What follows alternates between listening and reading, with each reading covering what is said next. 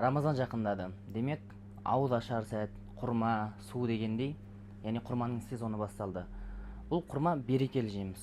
Бұл тек қана Рамазан айында емес, тек басқа айларда да үйде тұру керек. Өйткені құрма пайғамбарымызға берілген жеміс. Ал пайғамбарымызға пайдаланған, яғни ол кісі жеген жемісте береке бар. Ол кісінің сүннеті болғандықтан. Маған осы құрмаға байланысты бір ерекше үш хадис бар, оны айтын. Соны сіздерге бөлісейін. Бірінші хадисте пайғамбарымыз ауыз ашар сәтте жаңа піскен құрмамен ашатын. Егер оны таппаса, кепкен құрмамен ашатын. Егер де ол құрма болмай жатса, онда не дейді? Сумен ашатын дейді. Сондықтан ауыз ашар сәтте бірінші құрманы іздеңіздер, құрмамен ашуға тырысыңыздар, өйткені пайғамбарымыздың сүннеті. Екінші, бұл тозақ отынан сақтаныңдар дейді. Тіпті құрманың жартысын садақаға беріп болсын дейді.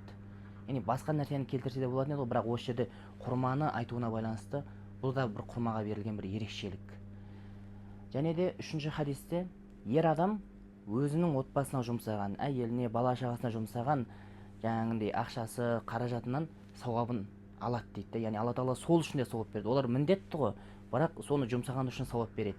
Және де өзінің жұбайына, яғни өзінің жұбайының аузына бір түйір құрманы салғанын да содан да сауап алады дейді. Яғни осы бір құрманы жұбайына беретін болса, соған да сауап дейді. Яғни бұл деген сөз, құрма бұл береке дарыған жеміс. Сондықтан құрманы үйлеріңізде әрдайым қоюға тырысыңыздар. Пайдалы болсын.